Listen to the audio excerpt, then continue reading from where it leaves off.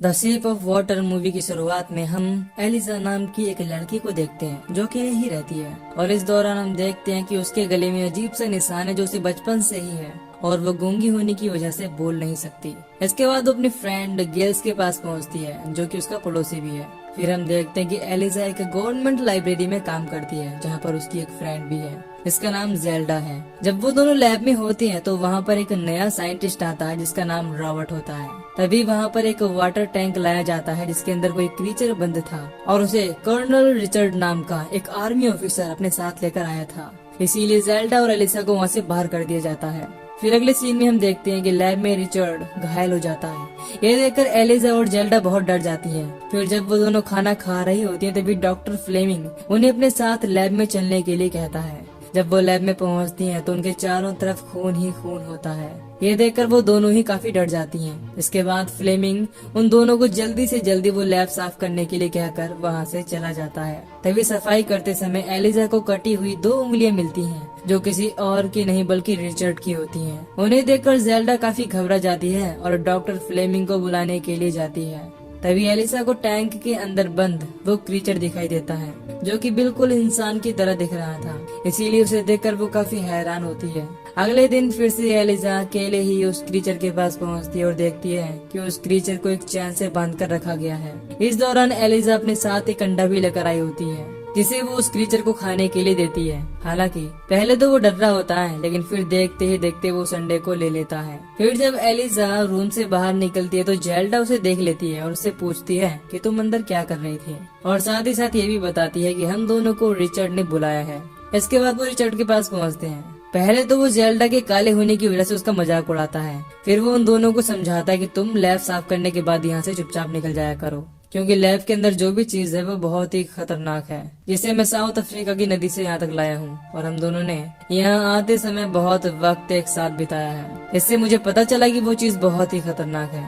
हालांकि वहाँ के लोग इसे ईश्वर मानते हैं पर मुझे ऐसा नहीं लगता क्योंकि मुझे लगता है कि ईश्वर इंसानों की तरह दिखते हैं, न कि किसी जानवर, क्रीचर और एलियन की तरह। अगले सीन में हम देखते हैं कि वो क्रीचर एलिसा का धीरे धीरे एक बहुत अच्छा दोस्त बन जाता है क्योंकि एलिसा हर रोज उसके खाने के लिए अंडे लेकर आती है, जिससे वो काफी खुश रहता है।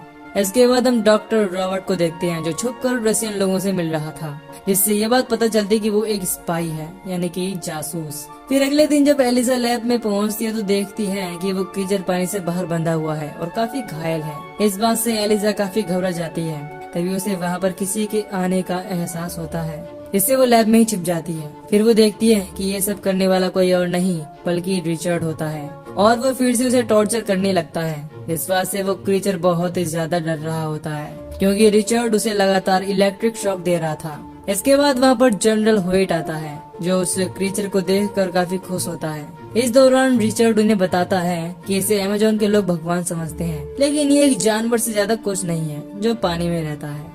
हालांकि डॉक्टर रॉबर्ट उन सबको समझाने की कोशिश करता है कि ये कोई आम जानवर नहीं है, ये पानी के अंदर और पानी के बाहर दोनों कंडीशन में सांस ले सकता है, इसीलिए हम इसे रूसियों के खिलाफ इस्तेमाल कर सकते हैं। लेकिन रिचर्ड को इन सब बातों से कोई मतलब नहीं होता, इसीलिए वो कहता है कि ऐसा तो मेंढक भी कर लेता है, इसीलिए इन सब बातों से कोई फर्क नहीं पड़ता।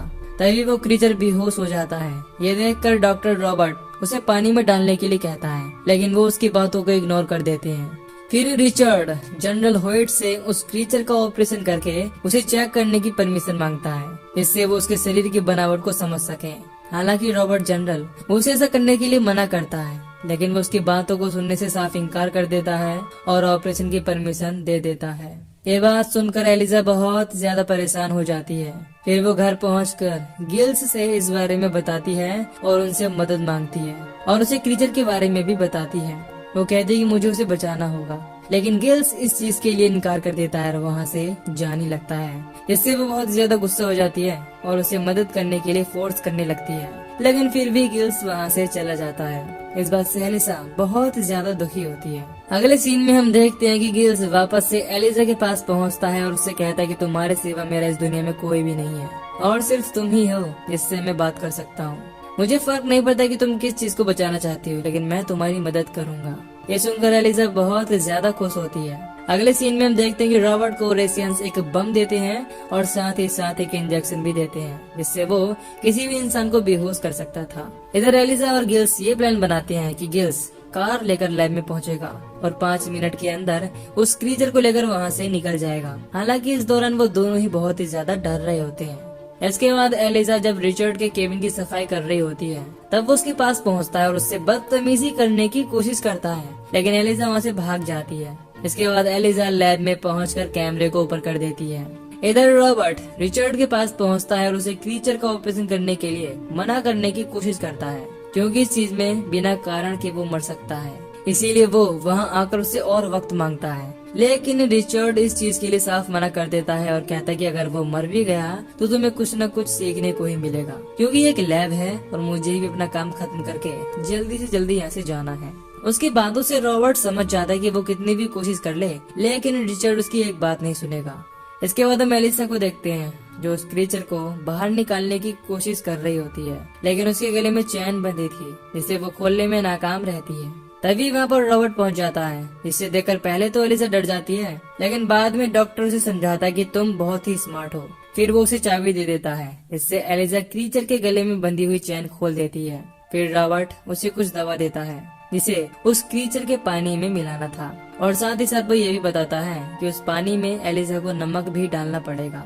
इधर गिल्स लैब तक पहुंचता तो सिक्योरिटी गार्ड उसे बाहर ही रोक लेता और उसका आईडी कार्ड मांगता है, लेकिन जब वो अपनी आईडी कार्ड दिखाता है तो उस गार्ड को शक हो जाता है, क्योंकि वो एक फेक आईडी थी। इसके बाद हम एलिसा को देखते हैं, जो क्रीचर को लेकर वहाँ से जा रही होती है।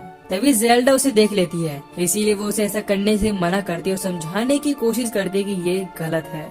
इसके बाद हम रिचर्ड को देखते हैं, जिसे गिल्स की गाड़ी को देखकर शक हो जाता है और वो उसे रोकने के लिए गार्ड को कॉल करता है, लेकिन गार्ड कॉल पिकअप नहीं करता, क्योंकि वो गिल्स की आईडी चेक कर रहा था। फिर गार्ड समझ जाता है कि गिल्स की आईडी फेक है, इसीलिए वो उसे गन से शूट करने की धमकी देता है और गाड़ी से बाहर निकलने के लिए कहता है। तभी रॉबर्ट का लगा हुआ वो रशियन बम फट जाता है, जिससे वहाँ की लाइट चली जाती है। तभी रॉबर्ट उस गार्ड को बेहोश होने का इंजेक्शन लगा देता है, जिसके बाद वो सब मिलकर उस क्रीचर को लेकर वहाँ से चले जाते हैं। इस दौरान वो रिचर्ड की नई गाड़ी को भी तोड़ देते हैं। हालांकि रिचर्ड उन्हें रोकने की पूरी कोशिश करता है, लेकिन वो इस चीज में पूरी तरह से नाकाम हो जाता है। इधर एलिसा घर पहुंचकर उस क्रीचर को बाथ टब में डालती है, लेकिन तब भी उसकी सांसें नहीं आ रही थी। इससे एलिसा काफी डर जाती है और भागकर नमक लेकर आती है और उस बाथ टब में डालती है। इससे उस क्रीचर को वापस से सांस आने लगती है। ये देखकर एलिसा और गिल्स बहुत ही ज्यादा खुश होते हैं। इसके बाद हम लैब का सीन देखते हैं, जहाँ पर रिचर्ड को वो बम मिल जाता है, जिससे लाइट को खराब किया गया था, और क्योंकि वो एक रशियन डिवाइस था और क्रीचर को चुराने के लिए गिल्स ने भी फेक आईडी यूज की थी, इसीलिए उसे लगता है कि रशियन लोगों ने वहाँ पर अटैक किया था और उस क्रीचर को चुरा कर ले गए हैं। अगले सीन में रिचर्ड एलिसा और उसकी फ्रेंड जेल्डा से पूछताछ करता है कि क्या उन्होंने कुछ ऐसा देखा जो उन्हें अजीब लगा हो, लेकिन वो दोनों इस चीज के लिए साफ इनकार कर देती हैं।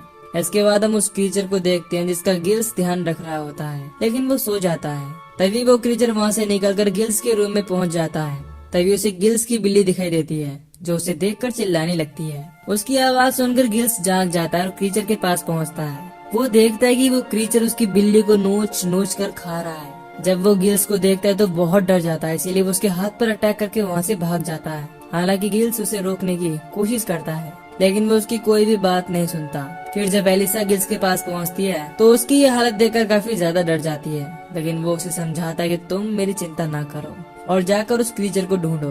फिर जब एलिसा उसे ढूंढते हुए अपने मकान मालिक के थिएटर में पहुंचती है तो वहाँ पर उसे वो क्रीचर मिल जाता है जो मूवी देख रहा था।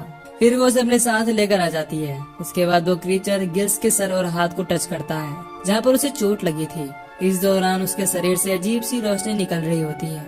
अगले सीन में हम एलिसा और उस क्रीचर को साथ देखते हैं। ये दोनों ही अब एक दूसरे को पसंद करने लगे थे, इसीलिए ये दोनों इंटीमेट होते हैं और काफी खुश होते हैं। फिर वो टब ओपन कर देती है, जिससे पूरे रूम में पानी भर जाता है और वो पानी थिएटर में गिरने लगता है। इससे थिएटर का ओनर गिल्स के पास पहुंचता है और उस पर बहुत ही ज्यादा गुस्सा होता है। फिर वो गिल्स को टब को ठीक करने के लिए कहता है। इससे गिल्स समझ जाता है कि वो पानी एलिसा के बाथरूम से आ रहा है, इसीलिए वो उसके पास पहुंचता है और वहाँ पर उसे एलिसा क्रीचर के साथ मिलती है। इसके बाद वो एलिसा को अपने बाल और हाथ पर लगी हुई चोट दिखाता है, जो बिल्कुल ठीक हो गई थी, और उसके सर पर नए बाल निकल रहे होते हैं। वो कहता है कि मुझे नहीं पता कि ये गॉड है या नहीं, लेकिन ये स्पेशल है।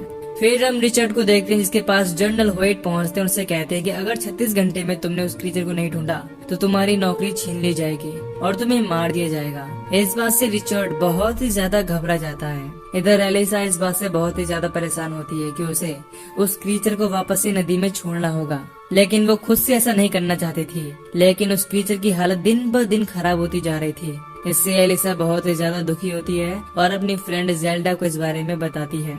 वो भी उसकी हालत देखकर काफी परेशान हो जाती है और डॉक्टर रॉबर्ट को इस चीज के बारे में बताने के लिए कॉल करती है, लेकिन वो कॉल पिक नहीं करता क्योंकि वो कहीं जा रहा होता है। इस दौरान हम देखते हैं कि रिचर्ड को भी उस पर शक होता है, इसीलिए वो उसका पीछा कर रहा होता है। फिर हम रॉबर्ट को देखते हैं जो रशियन एजेंसी के एजेंट से मिल रहा था। वो लोग उसे धोखा देकर गन से शूट कर देते हैं, लेकिन इससे पहले कि उसे जान से मार पाते वहाँ पर छुपा हुआ रिचर्ड उन लोगों को मार देता है और रॉबर्ट के पास पहुँचता है। फिर वो उससे उस क्रीचर के बारे में पूछता है और उसे बहुत ही बुरी तरह से टॉर्चर करने लगता है।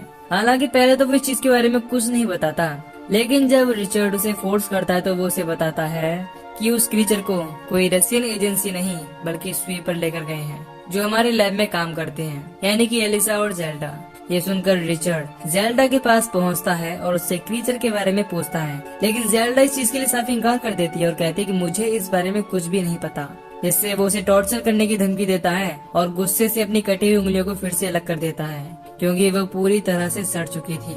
ये सुनकर वहाँ पर बैठा हुआ उसका हस्बैंड बहुत ही ज्यादा डर जाता है और रिचर्ड को बता देता है कि वो क्रीचर एलिसा के पास है। उसे ये बात इसीलिए पता थी क्योंकि उसने जेल्डा को एलिसा से बात करते हुए सुना था। फिर रिचर्ड के जाने के बाद जेल्डा एलिसा को वार्न करने के लिए कॉल करती है। हालांकि उसका हस्बैंड उसे रोकने की कोशिश करता है, लेकिन वो उसकी बात नहीं मानती और एलिसा को रिचर्ड के बारे में बताती है।